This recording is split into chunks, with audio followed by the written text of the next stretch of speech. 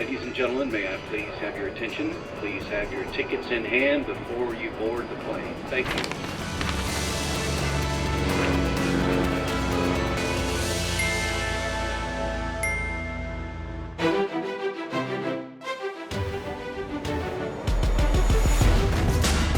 For years, traveling from Ahmedabad to Colombo often meant long layovers and connecting flights through cities like Mumbai, turning what would have been a short journey into a tiring 7 to 9 hour trip.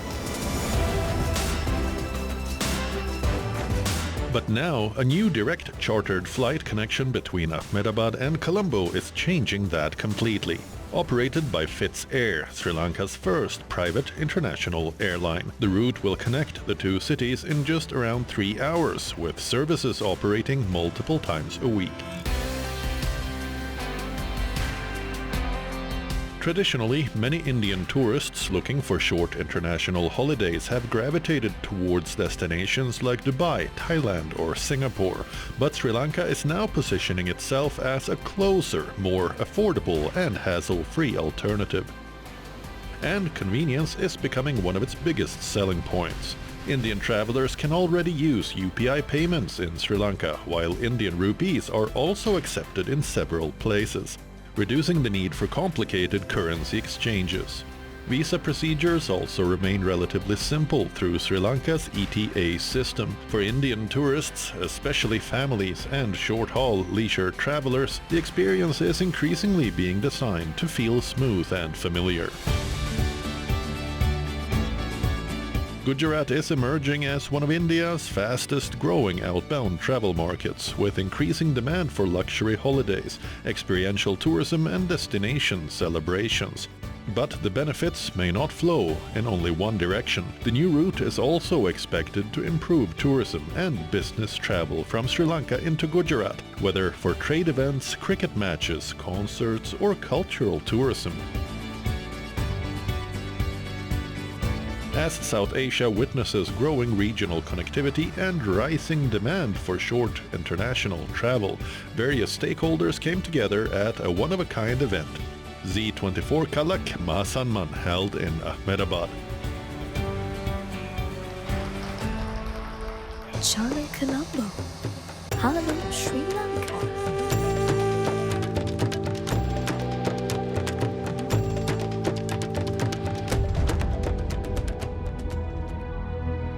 Let's listen in to our panel of travel experts as they discuss Ahmedabad to Colombo, a new gateway to shared heritage. Let's get started first. We're talking about the connectivity factor. We're talking about bringing two parts of the world, Ahmedabad and Colombo, together, becoming a bridge through this initiative, a 3-hour journey.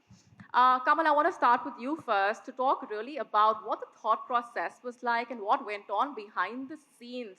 I am really excited about this partnership that we have gone into with Fitz Air, Walkers Tours and Cinnamon Hotels and Resorts to launch a flight from Ahmedabad to Colombo. When we first thought about it a few months ago, actually about 6 months ago, it was a brainchild of our president of our group, Nayana Mavilwara. He has been here 3 times since we started this journey. What we saw is India is really, our #1 market for Sri Lanka. We had about 500,000 tourists coming last year to Colombo, to Sri Lanka. And our expectation is to grow this by about 20-25% this year. So we saw a gap. We have a lot of direct connectivity between many of the main cities from India to Colombo, but we did not have this connectivity between Ahmedabad and Colombo. So we saw a huge opportunity because I know by talking to a lot of people from Ahmedabad and Gujarat, that you all love to travel, you all love to enjoy have a good culinary experience, understand different cultures. So we thought it's the perfect way to give the opportunity to Gujaratis, to Ahmedabadians, to come and experience Sri Lanka and with the direct connectivity. With this initiative, it's going to take only 3 hours for you to reach Colombo from Ahmedabad. Lots of exciting things happening in Ahmedabad. We had Coldplay last year with a lot of Sri Lankans travel to Thailand and Singapore to watch the concert. With this kind of connectivity, you know, it connects both ways. It's not just people from Ahmedabad has the opportunity to go to Sri Lanka, but also the Sri Lankans who travel, who lives to enjoy good game of cricket, good event like good musical event. They have the opportunity to come to Ahmedabad very easily. So that's the whole thought process behind. Wow. So basically, you're talking about a journey that's going to take only 3 hours, connecting Colombo and Ahmedabad. Let that sink in. And I want to also discuss the strategy behind this with Nalika, because, you know, we're talking about the fact that these are two destinations which have a lot in common. But tell us more about the kind of opportunities that the travelers will have when they explore this kind of initiative. What really is in store for them? Thank you, Mani. Thank you so much. Lovely to be here. Thank you very much for the opportunity given. I think Kamal summed it all. Sri Lanka is more closer to Ahmedabad than ever before. 3 hours, 3 hours, 10 minutes to be exact. Yes, the opportunity that lies is one of a kind development in South Asia. It's a $1.3 billion investment from our company for the Indian market. So it is a product for India. And when we did our research, we found out that Ahmedabad itself has almost a 9 million population, but Gujarat as a state has about 65 million, if I remember. And as at now, when you look at the connectivity from Sri Lanka to India, the west is where we don't have that much of connectivity apart from Mumbai. South, we are very well connected. There are almost 147 flights a week. And the highest connected, the two cities are Chennai and Mumbai. But you know, the rest of the cities have decent connectivity. But if you look at the state of Gujarat has absolutely no connectivity up to now, direct. So that was, and also if you look at the MICE tourism, because a lot of companies have their presence in Ahmedabad, and we see that this type of products, what you see here, caters to the MICE segment, which is Sri Lanka is known for. And Sri Lanka being the closest nation to India, or closest country to India, I would say that it's never been looked at as international travel, but mostly more domestic travel. I suppose a lot of people can get to Sri Lanka easily than even getting within India. Also, the question you asked, the culinary experience, and of course the Ramayana trails that has really caught up. There are about 52 locations in Sri Lanka where when you really look at the most important places that has to be visited, has really caught up, and that is something which is trending. MICE tourism, as I discussed, because we do have the brick and mortar now. And the other benefit also is that there is no forex loss here that we are talking about. Very significant factor and very topical right now, because we're talking about a country which accepts UPI. How convenient is that, right? Yes, so we do accept UPI, and we've been having UPI for the last few years. But I think now is ever more important that we talk about it because of the current situation where we don't want to be spending foreign exchange unnecessarily. And also we as a country accept INR. So that is also something that, these are things which will come in handy now, especially during these circumstances where everyone has to be a little careful. And we understand that, and we are very open to discuss and to see how we can make things work. Because at the end of the day, we are quite dependent on tourism as a country. And India has been our friends for a long time and the biggest source market. So we really want to ensure that we grow. And so we want it to be a mutually beneficial partnership. And what we have definitely will help. I want to definitely ask Jyotiji at this point, because we are talking about the opportunities. Let's also zoom out and look at the way in which this also means that we're looking at exploring beyond the usual traditional outbound destinations. Like, for example, we are talking about moving beyond, talking about Mumbai, talking about Delhi, and we're talking about the heritage and the cultural and the food and wellness aspect. How significant is that according to you? I think our relationship with Sri Lanka is going stronger day by day. It's not like it has been strong always, but the more we see tourism rising, I've seen that the thought come into every Indian that they would love to go to Sri Lanka. It's because we share a heritage, we share culture, we share food, we share people. And that's what tourism is all about. Tourism is all about people. It's not about products first. It's about the people to people connect. That's how we connect to the Sri Lankans, because we feel we are a part of them. Our south is totally, they have relatives in and out both the countries. But it's not only a country destination, it's an extension of India. So you have the flavor of being in an international space, but you also have the flavor of being in your own country and you feel very nice. And I think it's a great opportunity that you have a direct flight to Ahmedabad, because tourism will only grow where direct flights are.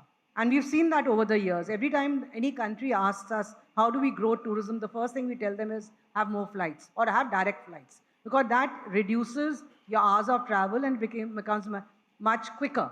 So our youth, and you're one of them, and you would decide on a Friday where you want to go tomorrow. And if there is no visa issue, which Sri Lanka doesn't have, it's an ETA, so you just go and within 3 minutes you get your visa.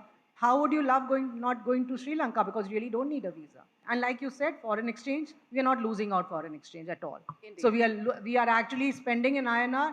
You feel so much happier spending that, because you're not all the time converting pounds. My God, 130 rupees. Oh my, 95 rupees. You're not doing that. You're just spending. And you're spending as you spend in your own country. So I think that those trends are very, very critical for the country. And we should be doing that more, that we build a very strong ecosystem among ourselves. Manish, I want to understand from you, this is, of course, an initiative which has a lot of significance, but as Jyoti was also pointing out, the people-to-people ties, according to you, how important is it at a time like this? But there's so much curiosity, specifically when it comes to, for example, the Ramayana trails that we are talking about, when it comes to the way in which these two countries can actually come together and mutually benefit each other. Okay, Ahmedabad is the biggest market for tourism. We have 1,500 crores rupees of outbound business from only in Gujarat. So we always welcome new airlines in Ahmedabad, because when airlines come to in city, then tourism automatically increase in the city. In Sri Lanka, the Ramayana circuit is very popular circuits over there. There are many destinations like Colombo, Kandy, Nuwara, and any other destinations. People are Bentota is a very beautiful beach in Sri Lanka, is like Goa. Kandy is a different destination, is a mountain over there. Nuwara is like, we feel Ashok Vatika. You feel natural Ashok Vatika, and people are enjoyed over there. So for Gujaratis, they love to travel and they get a good destination, nearest good destination from Ahmedabad. Nearly time also increase tourism business in Gujarat, because of nowadays Europe is very costly, America is very costly. There are lots of visa issues. So nowadays all Asian countries increase the business. And there's so much that South Asia has to offer. Why go beyond some of these places itself? Yes. Yeah. Because of people, mice already he mentioned in mice group. So 15 people or 20 people or 50 people groups now easily travel to Sri Lanka, and they enjoyed the Sri Lankan food, Sri Lankan culture, and even they organize a wedding over there. Every time you mention or we discuss food, it's of course very tempting to talk about what all is on the menu once someone is at the facility. I want to ask Kamal to really share more about the way in which this is an integrated facility, an integrated resort that we are looking at. The kind of facilities that are already available at a destination like that.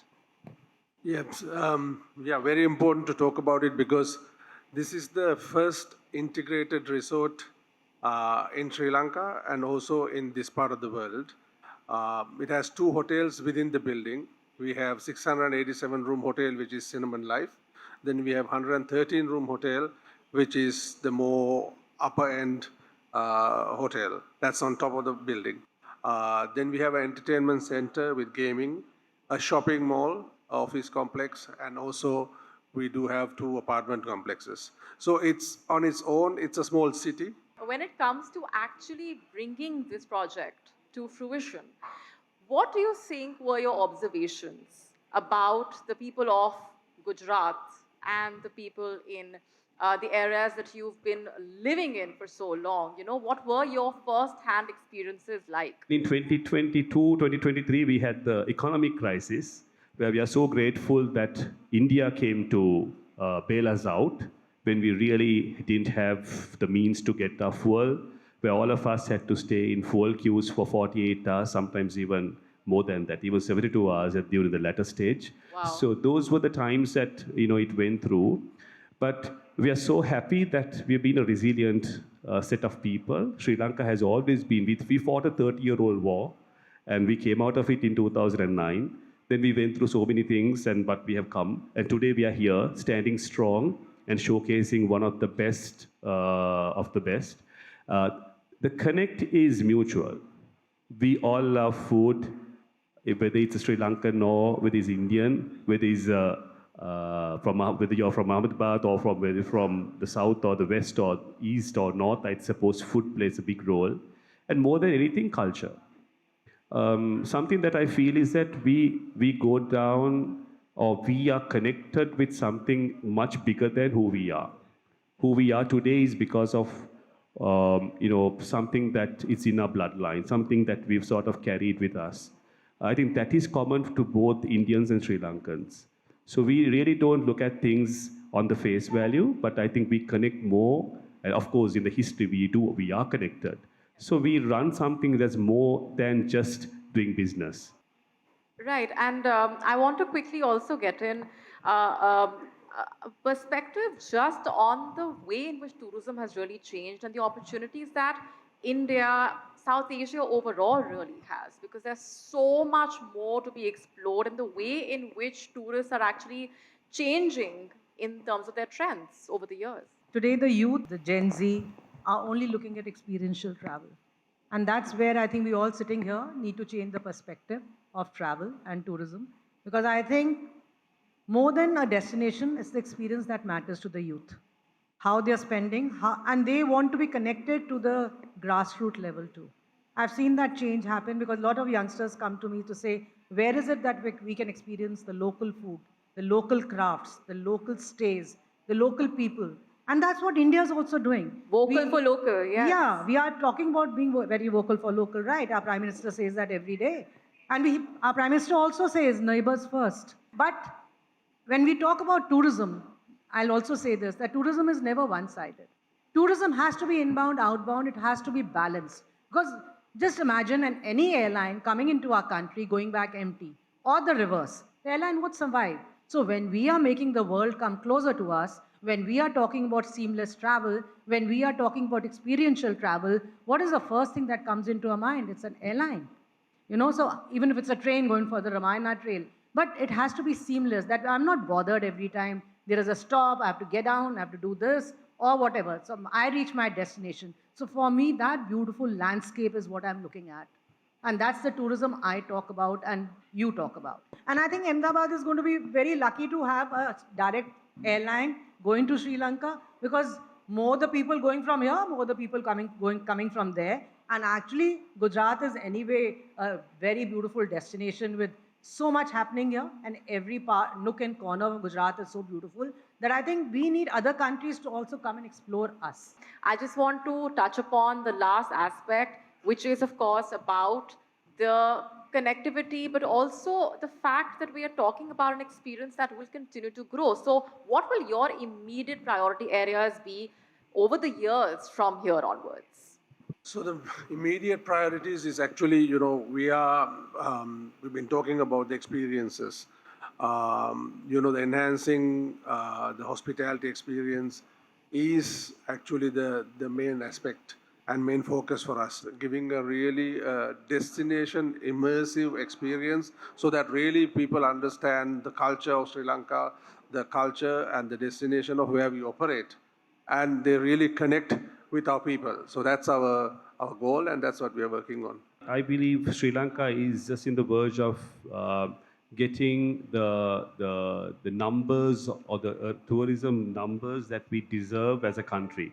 As at now, we are just at 2.36 million, where in 2018 we were almost there. We did 2.33 million. So, but because of the bad timing, things sort of went the other way. But last year, we came back very strong, and we sort of did a little more than what we did back in 2018. But the contribution, as I said, is 24% coming from India.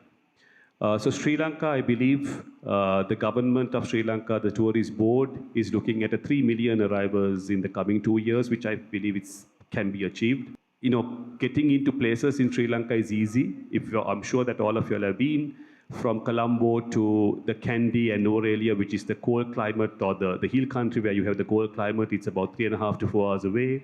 Now with the highways coming, and I need to mention the central highway, which is getting extended to Kandy, the work has started progressing after a little bit of a stall. So it just kick-started about 2 weeks ago. And with that, reach into Kandy in the next, I would say, a year or 1.5 years when it's completed will be, again, about an hour or hour and a half, which takes about 3.5 hours. So there's a lot to offer.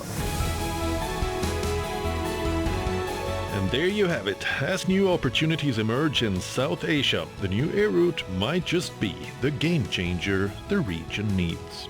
The campaign Chalo Gujarat, Hello Sri Lanka is definitely sizzling with excitement and expectations.